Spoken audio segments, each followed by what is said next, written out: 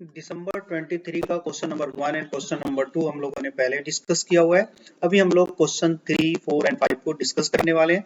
इसमें मैंने एक सिंपल आंसर भी राइट कर दिया है। हर एक क्वेश्चन का आंसर राइट किया हुआ है जिससे कि आपको ये पता चल जाए एग्जाम में किस तरह से इसके आंसर राइट करना चाहिए। ओके, तो देखो ये फर्स्ट क्वेश्चन है जिसमें आपको ये एक्सप्लेन करना है कॉन्सेप्ट ऑफ रीयूजेबिलिटी क्या है और इसका इम्प्लीमेंटेशन कैसे किया जाता है, ये भी आपको बताना है। और इसमें आपको एक एग्जाम्पल भी राइट कर देना चाहिए ताकि आपको अच्छे मार्क्स मिल सके। ओके, तो देखो यहाँ सिंपल एक मैंने डेफिनेशन यहाँ राइट कर दिया है जिसमें आपको बताया है कि रीयूजेबिलिटी का क्या मतलब होता है। Reuse of codes in a program और डिफरेंट प्रोग्राम, यानी एक ही प्रोग्राम में या किसी दूसरे प्रोग्राम में आप एक ही कोड को बार बार रीयूज करते हो, इसी कॉन्सेप्ट को रीयूजेबिलिटी कहा जाता है।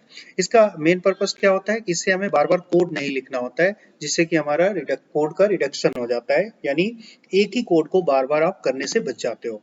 इसमें आप सी प्लस के जो भी बेसिक कॉन्सेप्ट है जैसे class and object, inheritance, polymorphism, template और भी बहुत सारे इसमें फीचर्स हो सकते हैं जिसमें कहीं ना कहीं ये कोड ऑफ रीयूजेबिलिटी कॉन्सेप्ट का यूज होता है। तो आपको एक एग्जांपल के हेल्प से इसको बता देना चाहिए, समझा देना चाहिए। जैसे मैंने यहाँ पर एक सिंपल एग्जांपल यहाँ मैंने राइट कर दिया इनहेरिटेंस का।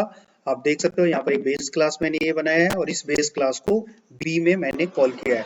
देखो यहाँ पे आपको एग्जांपल राइट करना है तो आप यहाँ पे कोई भी सिंपल एग्जांपल आप लिख सकते हो जो आपको इजीली समझ में आता है। एक इनहेरिटेंस का मैंने यहाँ पर एग्जांपल राइट किया है। आई होप ये आपको ऑलरेडी आता है पहले से। एक चीज और मैं बता दूं, यहाँ पे कहीं कहीं मैंने ये टाइपिंग मिस्टेक देखा है जहाँ पर ये पी स्मॉल होना चाहिए था। ये सब कॉन्सेप्ट आपको पता होगा क्योंकि ये कैपिटल नहीं होता है, टाइपिंग मिस्टेक है, तो इस चीज को आप ध्यान रखिएगा। ओके, अब आप एक और चीज मैं बता दूं, यहाँ पर मेन में मैंने रिटर्न नहीं लिखा है, तो ये सब बेसिक कॉन्सेप्ट है, आप सबको पहले बताया हुआ है, तो इसको आप लोग इग्नोर करके चलना। ओके, चलिए नेक्स्ट क्वेश्चन है हमारा। इसमें मल्टीपल इनहेरिटेंस आपको बताना है, इसका ड्रॉबैक भी आपको बताना है और इसके भी एक एग्जांपल्स आपको देना चाहिए। देखो जनरली आपको ये कोशिश करना है कि क्वेश्चन 5 मार्क्स का है, 10 मार्क्स का है, उसके अकॉर्डिंग आपको एग्जाम्पल जरूर देना चाहिए। क्वेश्चन में नहीं भी लिखा हुआ है तो भी एग्जाम्पल देना चाहिए। तो जैसा कि मैंने यहाँ पे डिफाइन कर दिया है, या class is derived from two and more classes is called multiple inheritance। आप किसी भी क्लास को दो या दो से ज्यादा क्लास से आप डिराइव करते हो, जैसे मान लो एक क्लास ए और इसके हेल्प से आपने कोई एक नया क्लास बनाया, जैसे सी आपने बनाया है, ये यहाँ इसमें ए को भी कॉल किया और बी को भी डिराइव किया आपने, तो इसी को कहते हैं हम लोग मल्टीपल इनहेरिटेंस। ओके, इसका बेनिफिट क्या होता है कि इसके जो बेस क्लास है इसको भी बेस क्लास बोलेंगे, ये भी बेस क्लास है क्योंकि इन दोनों से डिराइव किया हुआ है, और ये क्या है आपका डिराइव क्लास है। तो डिराइव क्लास में दोनों के मेंबर को आप एक्सेस कर सकते हो, कॉल कर सकते हो। इसका मेन पर्पस यही होता है इनहेरिटेंस का। ये समझ में आ रहा होगा आपको। यहाँ भी मैंने एक सिंपल एग्जांपल लिया है। देखो यहाँ पर वन एक क्लास मैंने बनाया है, एक क्लास मैंने टू बनाया है। इसके अंदर एक एक पब्लिक मेंबर फंक्शन बने हुए हैं, आप जैसा कि देख सकते हैं इसमें। और इन दोनों क्लास को मैंने यहाँ पर ये थ्री क्लास के अंदर डिराइव कर दिया है, इनहेरिट कर लिया है। ओके, इसका मतलब है कि इसके अंदर दोनों क्लास के मेंबर यानी क्लास थ्री के हेल्प से आप क्लास वन और टू के मेंबर को भी एक्सेस कर सकते हो, कि जैसा कि मैंने यहाँ पर देख सकते हो ऑब्जेक्ट मैंने किसका बनाया हुआ है, क्लास थ्री का। ये थ्री मैंने नहीं लिया है और इसमें डिस्प वन, डिस्प टू, डिस्प थ्री, यानी डिस्प वन पहले क्लास का क्लास है, ये मेंबर है, ये दूसरे क्लास का मेंबर है, और इसके थर्ड क्लास के ऑब्जेक्ट के मेंबर से सबके मेंबर को आप कॉल कर रहे हो। यही बेनिफिट होता है इनहेरिटेंस करने का। तो एक आप सिंपल एग्जांपल कोई भी यहाँ पर लिख के आप समझा सकते हो। ओके, चलिए क्वेश्चन थर्ड है। इस थर्ड क्वेश्चन में आपको ये बताना है कि इनहेरिटेंस हायरार्की क्या होता है, इसको डिस्कस करना है। क्या डिस्कस करना है, बहुत इंपॉर्टेंट क्वेश्चन है, देखना। Order of constructor and destructor, यानी जब इनहेरिटेंस जब आप करते हो और उस क्लास के अंदर यदि कंस्ट्रक्टर डिफाइन किया हुआ है, सपोज कीजिए क्लास ए आपने बनाया है तो इसमें भी एक कंस्ट्रक्टर होगा, फिर इस क्लास को आपने बी क्लास में आपने डिराइव किया हुआ है तो बी के अंदर भी कंस्ट्रक्टर हो सकता है, होगा, यानी इसके अंदर भी एक कंस्ट्रक्टर होगा, इसके अंदर भी कंस्ट्रक्टर है। तो ये कंस्ट्रक्टर कैसे कॉल होता है, यानी इस क्वेश्चन का मतलब ये है कि जब आप इनहेरिट करते हो तो बी क्लास का कंस्ट्रक्टर पहले कॉल होगा या ए क्लास का पहले कंस्ट्रक्टर कॉल होगा। ये समझ में आ रहा है आप सबको? यस, मीन्स एग्जीक्यूशन ऑर्डर आपको बताना है कि कौन सा क्लास का कंस्ट्रक्टर पहले एग्जीक्यूट होगा। तो देखो मैंने यहाँ पर बिल्कुल राइट कर दिया है, सिंपल लिटरेचर में आप इसको समझ सकते हो।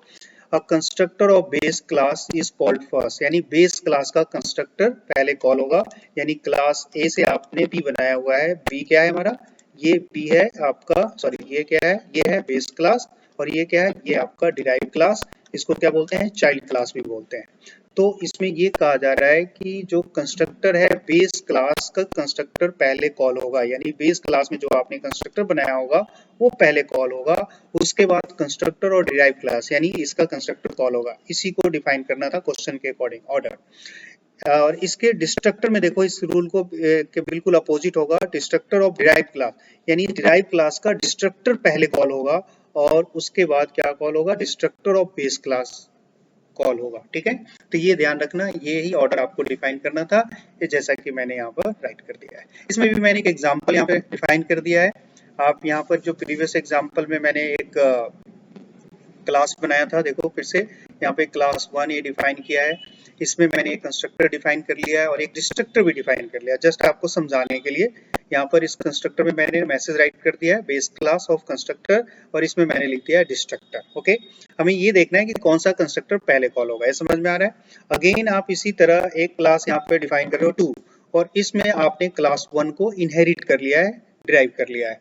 इसमें अंदर देखो यहाँ पर ये कंस्ट्रक्टर है और ये डिस्ट्रक्टर है, इसमें भी मैंने राइट कर दिया है derive class constructor and derive class destructor, बिल्कुल सेम मैसेज है जो मैंने राइट किया है। इसमें ये कंस्ट्रक्टर है और ये डिस्ट्रक्टर है। अब आप देखो जब मैं इसको कॉल करता हूँ, मैंने यहाँ पर आउटपुट भी राइट कर दिया है, जब इसको आप कॉल करोगे ये देखो ये क्या है, ये मैंने ऑब्जेक्ट बनाया, आप सबको पता है कौन सा ऑब्जेक्ट है, डायनामिक ऑब्जेक्ट है, ये ध्यान रखिएगा, ये डायनामिक ऑब्जेक्ट है। और इसको मैंने डिलीट करके भी बताया, डिलीट क्यों किया है, डिलीट इसलिए किया है कि जब डिलीट करोगे तब कंस्ट्रक्टर कॉल होगा, तो इस वजह से मैंने दोनों यहाँ पर ये कंस्ट्रक्टर, यहाँ जैसे ही ऑब्जेक्ट बनाओगे यहाँ पर कंस्ट्रक्टर रन होगा और जब डिलीट करोगे तो डिस्ट्रक्टर रन होगा। ओके, तो इस पर्पज से मैंने ये पॉइंटर के हेल्प से डायनामिक ऑब्जेक्ट बनाया है। आप देख सकते हो यहाँ पर ये जो इसका आउटपुट भी मैंने राइट कर दिया है, किस तरह से एग्जीक्यूट होगा।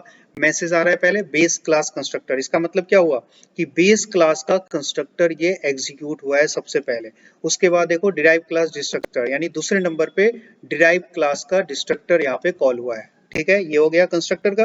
डिस्ट्रक्टर में आप देख सकते हो डिराइव क्लास का डिस्ट्रक्टर पहले कॉल हुआ है, डिस्ट्रक्टर, और उसके बाद बेस क्लास का डिस्ट्रक्टर यहाँ पे कॉल हो रहा है। आई होप आपको समझ में आ गया होगा ऑर्डर का क्या मतलब था, यानी एग्जीक्यूशन ऑर्डर क्या है आपको एक्सप्लेन करना था। ओके, चलिए अब एक क्वेश्चन और है, ये देखो ये फ्रेंड फंक्शन को एक्सप्लेन करना है और इसके एडवांटेजेस भी बताने हैं। तो फ्रेंड फंक्शन आप सबको पता है, फ्रेंड कीवर्ड से हम लोग डिक्लेयर करते हैं इनसाइड वन और मोर क्लासेस, इसको डिफाइन कर सकते हैं। और इसका जो डेफिनेशन होता है, यानी डिक्लेयर तो आप इनसाइड करते हो लेकिन इसको डिफाइन करते हैं, डिफाइन मतलब इसका कैलकुलेशन, इसमें कोई कोडिंग करना होता है वो हमेशा आउटसाइड ऑफ क्लास करते हैं, यानी आप क्लास के अंदर उसकी कोडिंग आप नहीं करते हो इसके अंदर, फ्रेंड फंक्शन के अंदर। ये समझ में आ रहा है। जैसे मैंने यहाँ एग्जांपल राइट कर दिया है ए, और एक क्लास ए है और इसके अंदर एक देखो फ्रेंड फंक्शन बनाया है वाइड डिस्प्ले, और ये यहाँ पर सेमीकोलन है, यानी यहाँ हमने इसको क्लोज कर दिया है। अब इसकी जो भी कोडिंग करना होगा वो आप क्लास से बाहर यहाँ पे कोडिंग करोगे वाइड डिस्प्ले, और ये इस तरह से राइट करना है। ये क्वेश्चन 5 मार्क्स का है, इसमें मैंने एग्जाम्पल नहीं दिया है, आप चाहो तो ये कंप्लीट एग्जाम्पल आप लिख सकते हो, बाकी यहाँ पर आप इस तरह से सिंटेक्स भी लिख देते हो तो मार्क्स आपको मिल जाएंगे। ओके, अब इसके एडवांटेज मैंने यहाँ पे और राइट कर दिया है, इसको भी आप लोग कर लेना। ठीक है, ये किसी भी क्लास का मेंबर नहीं होता, इसका ऑपरेटर ओवरलोडिंग में यूज किया जा सकता है। वन और मोर क्लास का मेंबर फंक्शन होता है, ये प्राइवेट मेंबर को भी एक्सेस कर सकता है। ये सारे पॉइंट्स आपको पता है। यस, आप चाहो तो इसका एक कंप्लीट एग्जांपल लिख देते हो तो ज्यादा परफेक्ट कहलाएगा। ठीक है, तो आप कंप्लीट एग्जांपल लिख सकते हैं, ऐसा हम लोगों ने पहले भी डिस्कस किया हुआ है।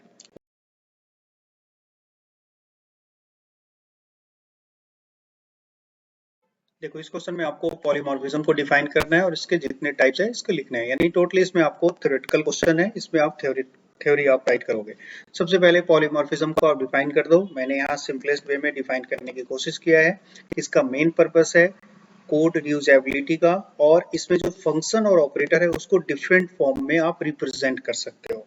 इसके दो टाइप्स होते हैं, compile time and run time. Compile time का मतलब है कि कंपाइल करते समय ही कंपाइलर रिजॉल्व कर लेता है उसकी जो बाइंडिंग प्रोसेस है, means number of arguments and data types, कैसे एग्जीक्यूट होगा वो कंपाइल करते समय ही कंपाइलर डिसाइड कर लेता है, इसीलिए इसको कंपाइल टाइम कहते हैं। इसका एक और नाम है, इसको हम लोग अर्ली बाइंडिंग प्रोसेस कहते हैं, यानी कंपाइल टाइम पॉलीमॉर्फिज्म के अंदर अर्ली बाइंडिंग प्रोसेस भी एग्जीक्यूट होता है, तो इस चीज को भी आप ध्यान रखिए।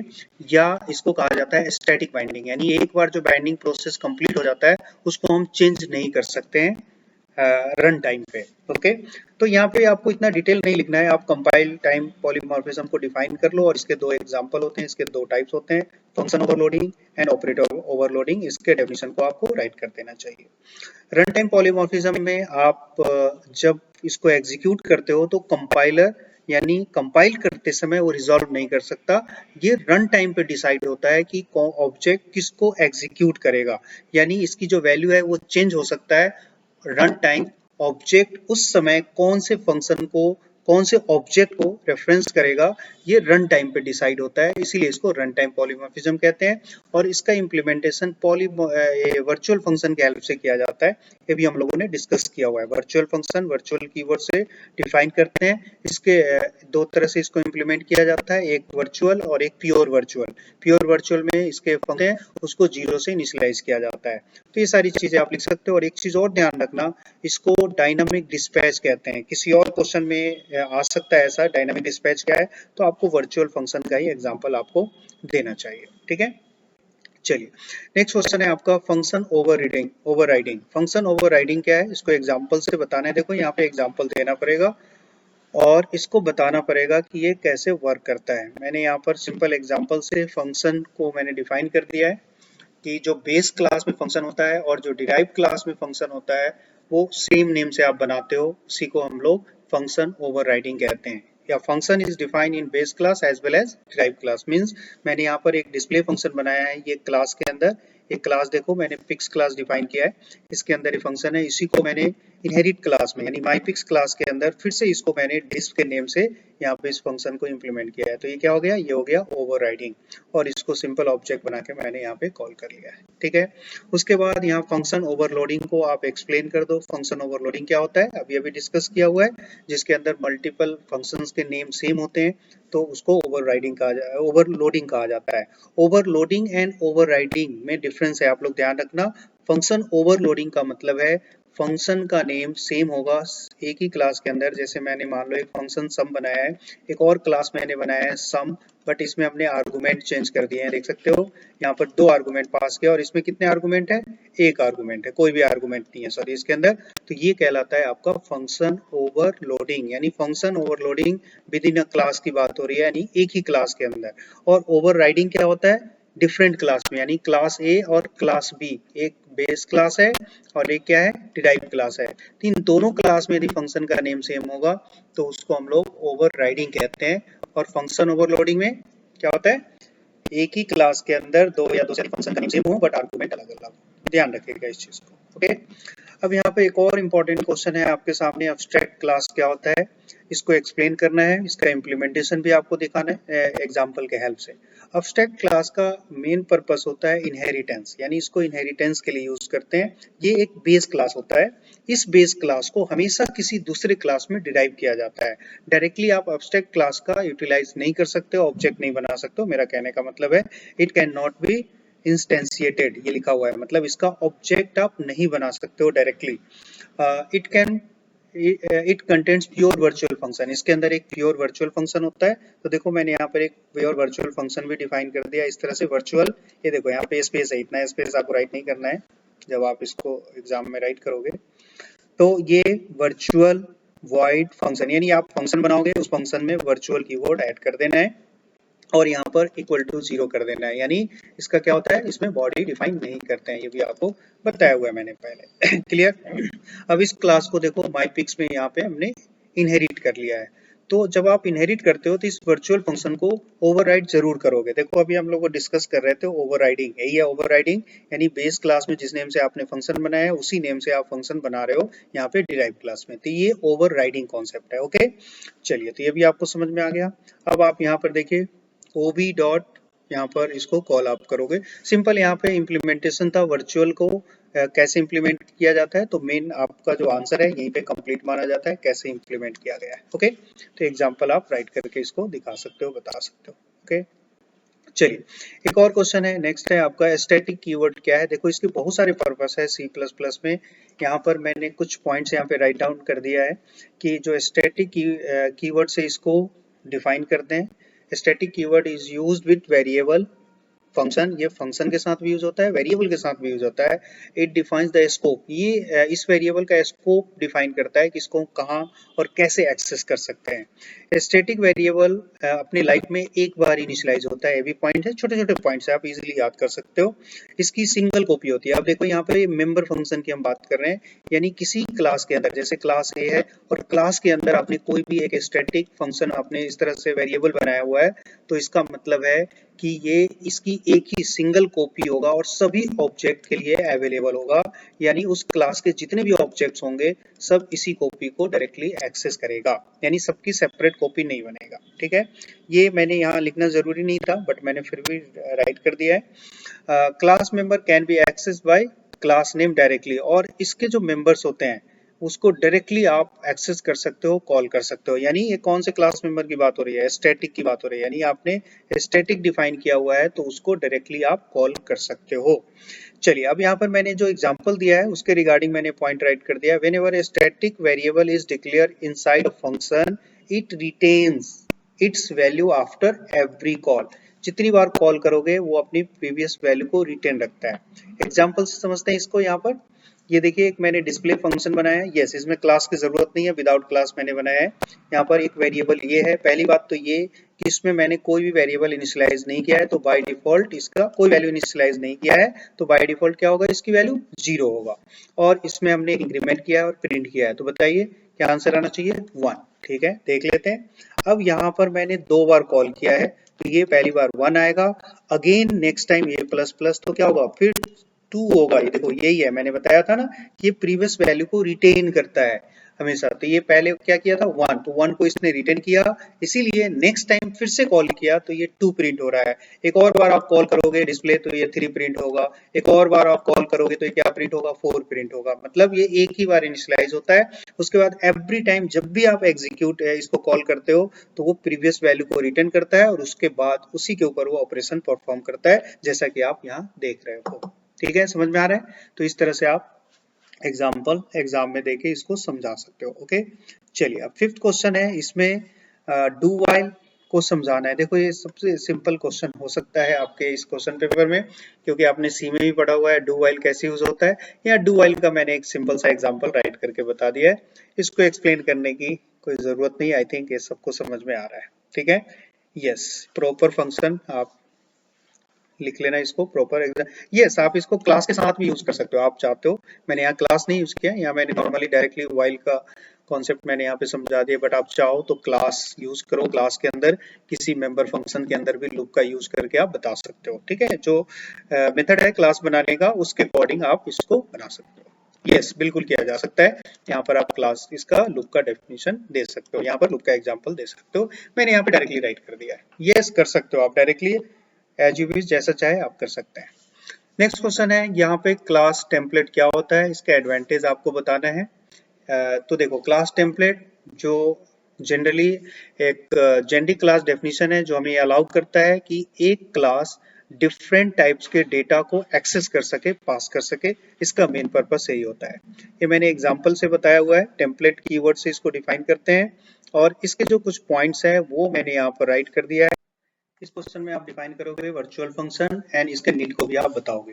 देखो इस प्रीवियस क्वेश्चन में भी हम लोगों ने डिस्कस किया हुआ है वर्चुअल फंक्शन क्या होता है। वर्चुअल फंक्शन को वर्चुअल कीवर्ड से डिक्लेयर करते हैं और जो बेस क्लास का जो मेंबर फंक्शन होता है उसको डिक्लेयर करने के लिए यूज करते हैं, और इसका मेन पर्पस होता है इसको ओवरराइड करने के लिए यूज करते हैं। आप चाहो तो इसको एग्जांपल से आप समझा सकते हो, जो प्रीवियस क्वेश्चन में हम लोगों ने डिस्कस ऑलरेडी किया हुआ है।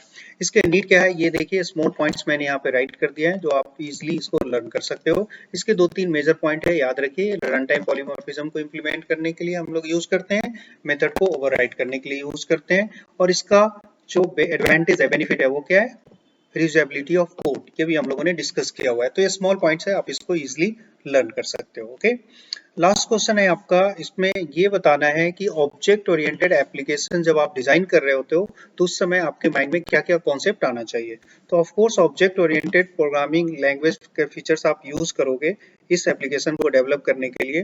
तो आपको यहाँ पर class and object, inheritance, polymorphism, encapsulation और डाटा एब्स्ट्रैक्शन जैसे कॉन्सेप्ट आपके माइंड में आना चाहिए। तो ये सारे पॉइंट्स को यहाँ पे एक्सप्लेन कर लोगे। मैंने इसका डेफिनेशन राइट नहीं किया है, आप लोग इसको डिफाइन कर लोगे, ऑलरेडी मैंने बताया हुआ है। और इसका एक एग्जांपल आप लिख सकते हो, कोई भी एग्जांपल, यानी क्लास ऑब्जेक्ट से रिलेटेड, इनहेरिटेंस से रिलेटेड, पॉलीमॉर्फिज्म से रिलेटेड कोई भी एक एग्जांपल जो आपको इजी लगता हो, आप इसमें चाहो तो दे सकते हो। ठीक है, चलिए तो आप लोग इस क्वेश्चन को प्रिपेयर कीजिए। ओके।